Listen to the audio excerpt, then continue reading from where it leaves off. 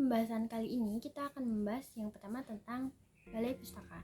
Nah, pengertian balai pustaka sendiri itu yaitu sebuah perusahaan penerbitan atau percetakan yang dimiliki oleh sebuah negara. Nah, pada balai pustaka ini hanya memiliki satu jenis genre sastra yaitu prosa. Balai pustaka didirikan dengan nama Commissie pour the Volkslecture yang artinya bacaan untuk rakyat yang didirikan oleh pemerintah Hindia Belanda pada tanggal 14 September tahun 1908. Nah, Balai Pustaka ini juga memiliki tujuan. Salah satu tujuannya yaitu mengawasi peredaran bacaan yang layak untuk rakyat. Tugasnya itu memberi bahan-bahan bacaan untuk rakyat Indonesia atau pribumi. Pengaruh tokoh terhadap Balai Pustaka. Balai Pustaka ini sangat berpengaruh pada perkembangan sastra yang ada di Indonesia. Salah satunya dengan keberadaan Balai Pustaka ini, para sastrawan dapat mengembangkan pikirannya dengan cara menuliskan dengan cara tulisan yang dapat dinikmati oleh diri sendiri atau dinikmati oleh orang lain. Dan kemudian ada tema-tema pada Balai Pustaka. Tema-tema pada Balai Pustaka itu biasanya yang pertama itu ada adat kawin paksa, tentang kawin paksa. Nah, yang kedua itu tentang orang tua menjodohkan anaknya, tentang perjodohan gitu. Nah, terus yang ketiga itu tentang perselisihan antara kaum muda dan kaum tua. Nah, yang keempat itu biasanya itu tentang penjajahan Eropa yang dianggap wajar dan dianggap baik. Angkatan Bujangga Baru adalah segolongan sastrawan yang tersebar di tanah air yang bersama-sama menerbitkan majalah sendiri yang bernama Bujangga Baru. Pada tahun 1933 adalah tahun berdirinya Angkatan Bujangga Baru dan sekaligus tahun permulaan Angkatan Bujangga Baru itu berdiri. Bujangga Baru berniat untuk mencapai cita-cita nasional, yaitu pembimbing semangat baru untuk membentuk kebudayaan persatuan Indonesia. Sarwadi 2004-57 menyebutkan bahwa pada Angkatan Bujangga Baru ini kesusastraan yang ada di Indonesia banyak dipengaruhi oleh karya sastra yang berbahasa Belanda, baik dalam bentuk puisi maupun dalam bentuk prosa. Majalah Bujangga Baru dihentikan penerbitannya pada tahun 1942 karena pada saat itu dilarang oleh pemerintahan Jepang yang sedang menduduki di Indonesia. Namun pada tahun 1949 diterbitkan kembali sampai 1953. Angkatan Bujangga Baru memiliki dua konsep, yaitu yang pertama konsep pembaruan yang berorientasi ke barat yang dipelopori oleh Sultan Takdir Ali Syahbana, dan yang kedua konsep pembaruan yang berorientasi ke timur yang dipelopori oleh Sanusi Pani. Yang pertama itu konsep pembaruan yang berorientasi ke barat itu memandang bahwa masyarakat Indonesia yang statis itu harus diubah menjadi dinamis. Sedangkan konsep pembaruan yang berorientasi ke timur itu memandang bahwa manusia baru adalah persatuan dari jasmani rohani, dunia akhirat, kemudian idealisme dan materialisme, akal dan budi, dan juga perseorangan atau kemasyarakatan. Sifat-sifat kesusastraan Angkatan Bujangga Baru yang pertama itu persoalan adat yang bersifat kedaerahan diganti persoalan adat yang nasional. Bentuk dan isi karangan tumbuh berubah sesuai dengan perkembangan zaman. Ketika itu karangannya masih jelas menceritakan pribadi pengarangnya. Yang keempat itu beberapa pengarang itu masih dapat pengaruh dari budaya barat gitu. Bukan budaya barat tetapi pengaruh barat. Pembaruan yang terjadi dalam kesusastraan di Indonesia pada angkatan Pujangga Baru. Yang pertama pembaruan puisi, yang kedua pembaruan prosa, yang ketiga pembaruan drama. Redupnya angkatan Pujangga Baru dengan kedatangannya tentara Jepang pada tahun 1943 menyebabkan terhentinya penerbitan majalah Pujangga Baru. Tetapi angkatan 30-an ini tidak menyerah dan berusaha kembali gitu untuk menerbitkannya kembali, tetapi prosesnya itu tidak membuahkan hasil dan mereka gagal. Sastrawan angkatan Pujangga Baru dan karyanya. Yang pertama kelompok seni untuk seni, yang kedua kelompok seni untuk pembangunan masyarakat. Nah, berikut ini merupakan tokoh Pujangga Baru dan karya-karyanya. Dan selanjutnya itu angkatan 45. Kenapa angkatan 45 ini muncul? Yang pertama itu karena Pujangga Baru ini gagal menjalankan gagasannya. Yang kemudian Pujangga Baru yang kedua itu Pujangga Baru ini kurang realistis gitu, soalnya pada saat itu kan temanya perjuangan. Terus kemudian yang ketiga itu Pujangga Baru itu alirannya romantis, hanya mementingkan estetika, padahal sastra itu kan tujuannya kan dia itu harus menggunakan bahasa yang wah gitu loh, yang bagus gitu. Padahal kan sastra itu kan bukan hanya ditujukan untuk seorang yang terpelajar, tetapi juga tertuju kepada masyarakat. Pelopor angkatan 45 itu ada Asrul Sani, Khairil Anwar, dan Rifai Apin. Dia itu yang membuat gelanggang seniman merdeka, sehingga para sastrawan-sastrawan seperti Pramudia Nantatur, Idrus Mokhtar Lubis, dan lain-lain itu semangat untuk mengubah gitu. Ciri-ciri angkatan 45 itu yang pertama beraliran ekspresionisme dan realistis ya. Pada cerita ini penulis itu lebih menggambarkan identitas penulis dan realistis, bukan seperti pada Pujangga Baru yang lebih menggunakan imajinatif. Yang kedua kemudian seni untuk masyarakat.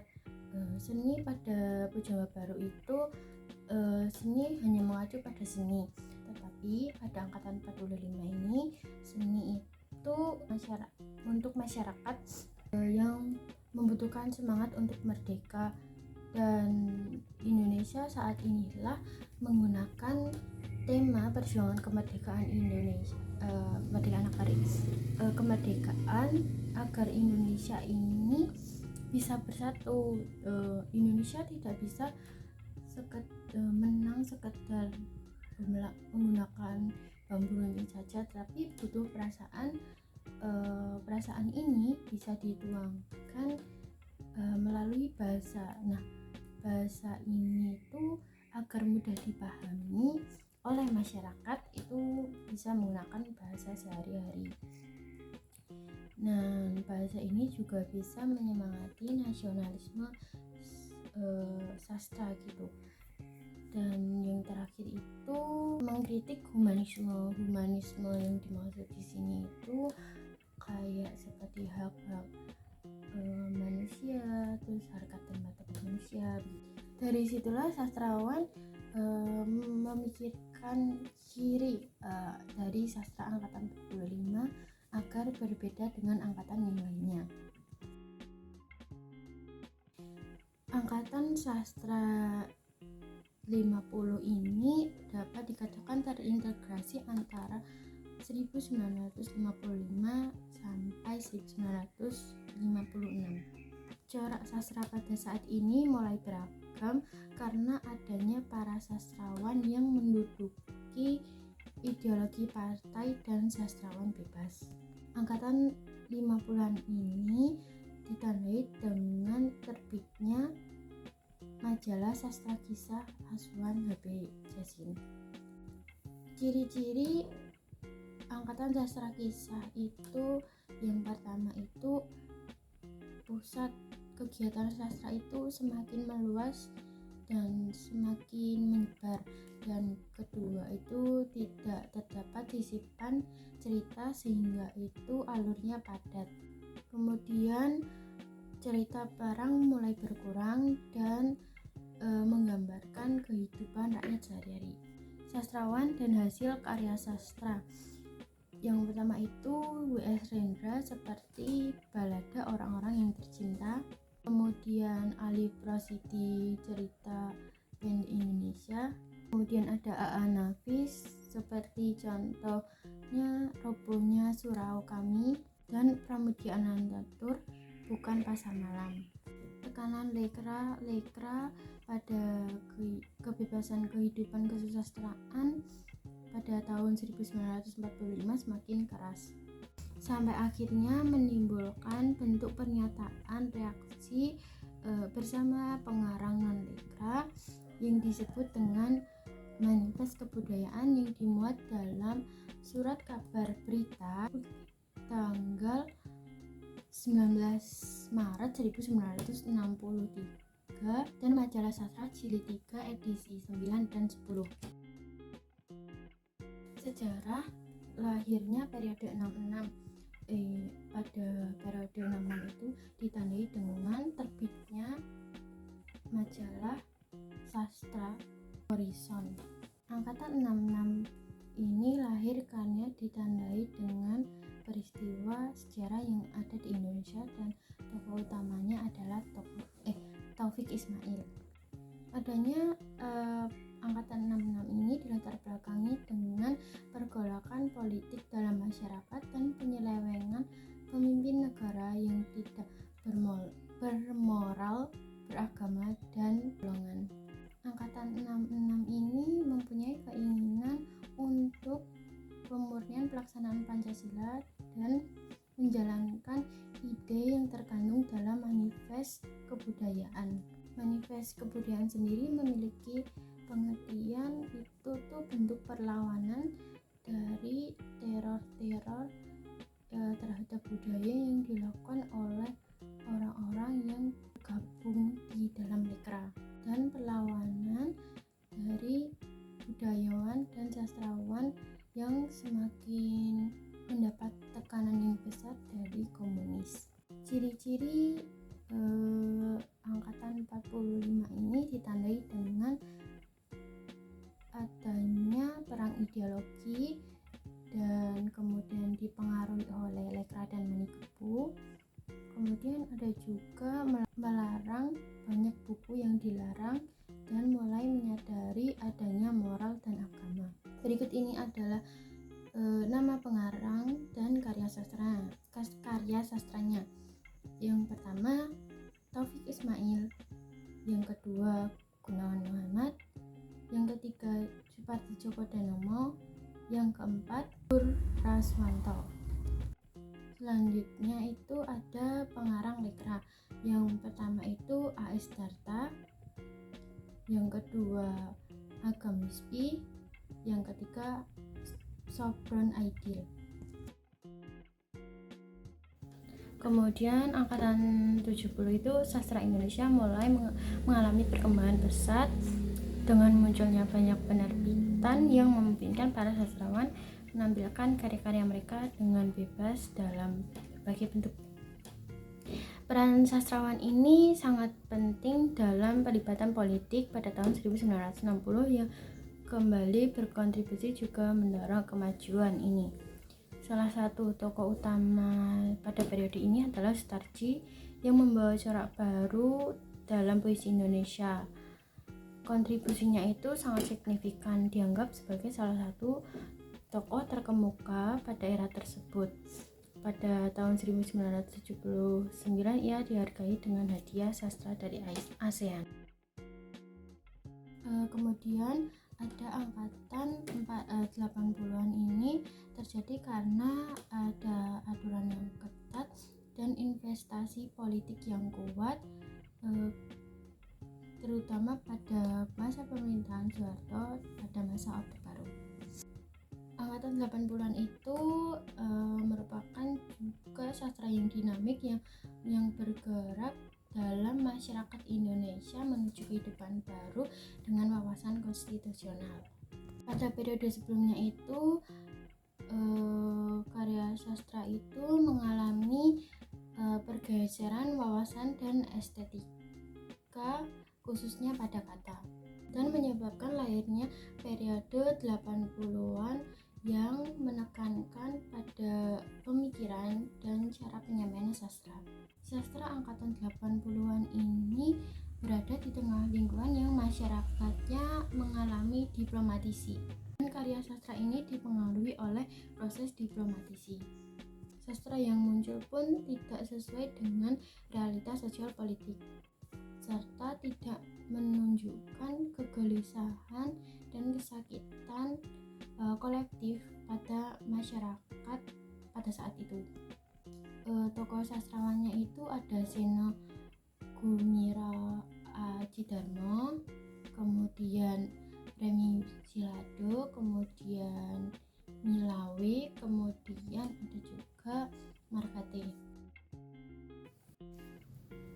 Pada periode 2000-an ini, penulis wanita itu pada umumnya menulis tentang pemikiran yang tajam dan bebas dengan pengungkapan perasaan atau ungkapan perasaan. Ada di antara mereka yang menampilkan nuansa-nuansa erotik, hal-hal yang sensual, bahkan seksual. Sastra angkatan 2000 ini sering disebut sastra mutakhir. Salah satu karya yang berani tampil beda pada periode sebelumnya.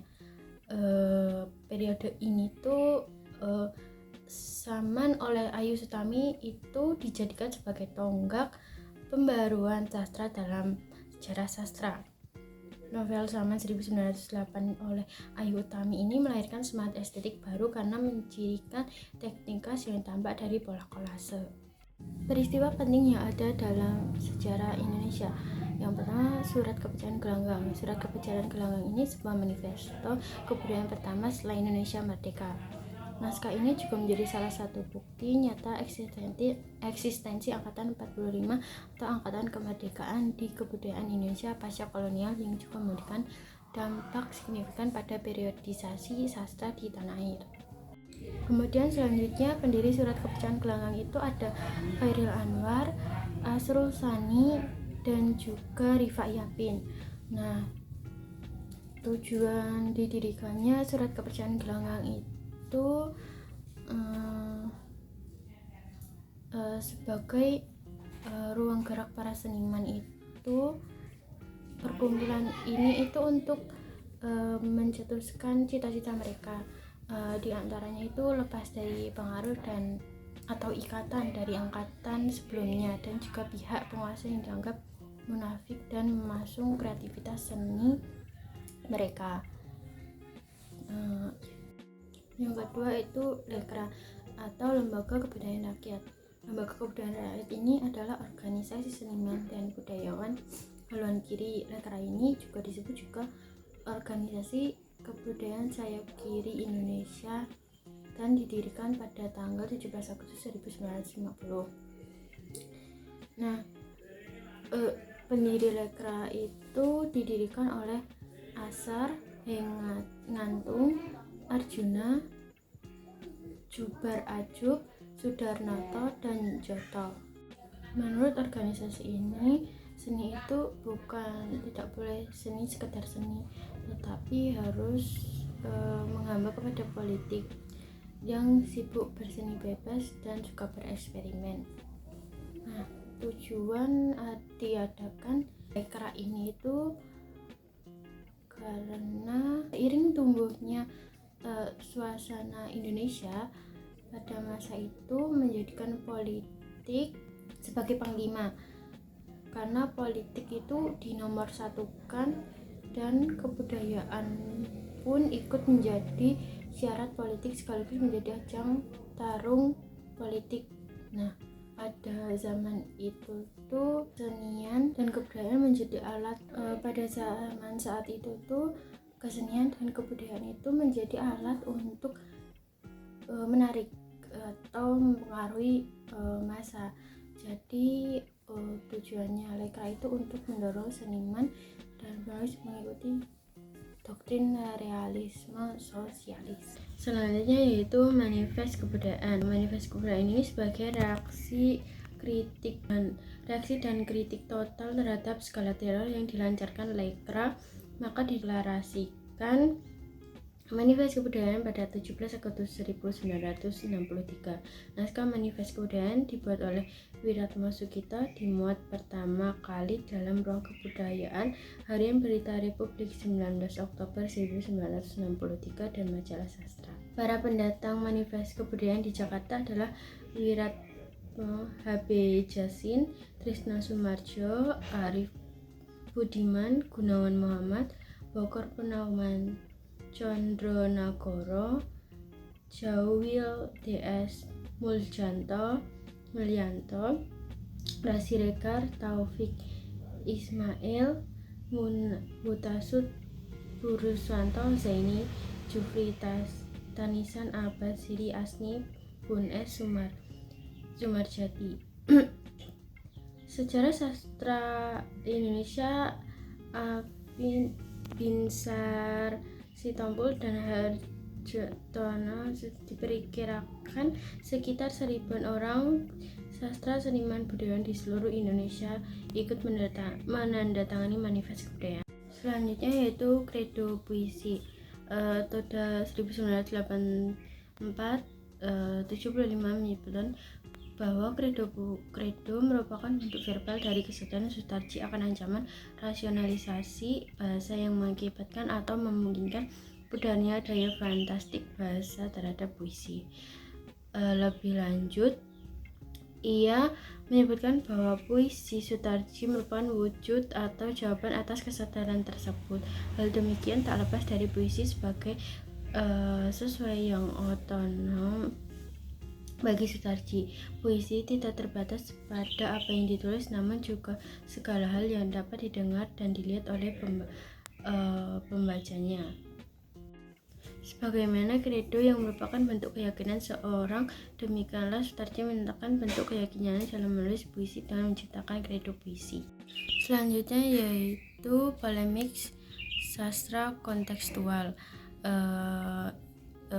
Ini tuh pemahaman, juga disebut dengan pemahaman atas kesusastraan secara kontekstual, yakni pemahaman atas kesusastraan dalam kaitan dengan konteks sosial historis yang bersangkutan. Untuk lebih singkatnya, pemahaman ini itu seperti muncul sebagai salah satu perlawanan awal terhadap paham universal yang kini dominan dalam kesusastraan Indonesia. Nah, dalam paham universal konteks kesusastraan itu dianggap tidak penting atau tidak dianggap sepenting kesusastraan itu sendiri. Perbedaan keduanya itu bukan sekedar perbedaan tentang selera kesusastraan, melainkan perbedaan pemahaman tentang kehidupan sosial serta sikap dan tindakan masyarakat. Oleh karena itu, perlawanan paham kontekstual tidak hanya tertuju pada persoalan kesusastraan itu sendiri saja. Nah, selanjutnya itu era sastra cyber. Sebelum era sastra cyber itu, sastra itu di Indonesia dikenal melalui media seperti majalah, koran gitu. Nah, munculnya internet ini membuka ruang baru bagi komunitas sastra maya yang menggunakan teknologi seperti mailing list, situs, forum diskusi, atau blog untuk berbagi karya tanpa sensor dan mempromosikan kebebasan berekspresi. Konsep sastra cyber ini mengacu pada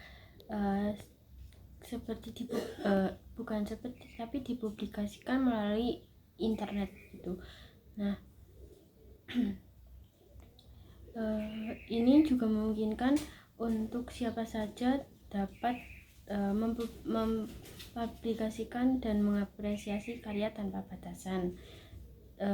Dengan pertumbuhan internet ini, individu dapat bersaing untuk mempublikasikan karya mereka melalui situs blog atau media sastra. Nah, cybersastra.com ini menjadi pelopor sastra cyber di Indonesia, dikelola oleh Masyarakat Sastra Indonesia Masyarakat Sastra Internet atau MSI dengan Nanang Suryati dan timnya sebagai redaktur. Selanjutnya, Banjir Cerpen. Cerpen memiliki peran sentral dalam awal perkembangan kesusastraan Indonesia melalui publikasinya di koran atau majalah, mendahului novel, puisi, dan drama. Namun dalam sejarah sastra, peran cerpen dalam media massa sering terabaikan dengan lebih menonjolkan peran penerbitan seperti Balai Pustaka. Cerpen berasal dari berbagai bentuk tulisan seperti sketsa, fragmen, dan isai, mencakup kehidupan sehari-hari, cerita ringan, dan kisah percintaan yang diambil dari berita aktual.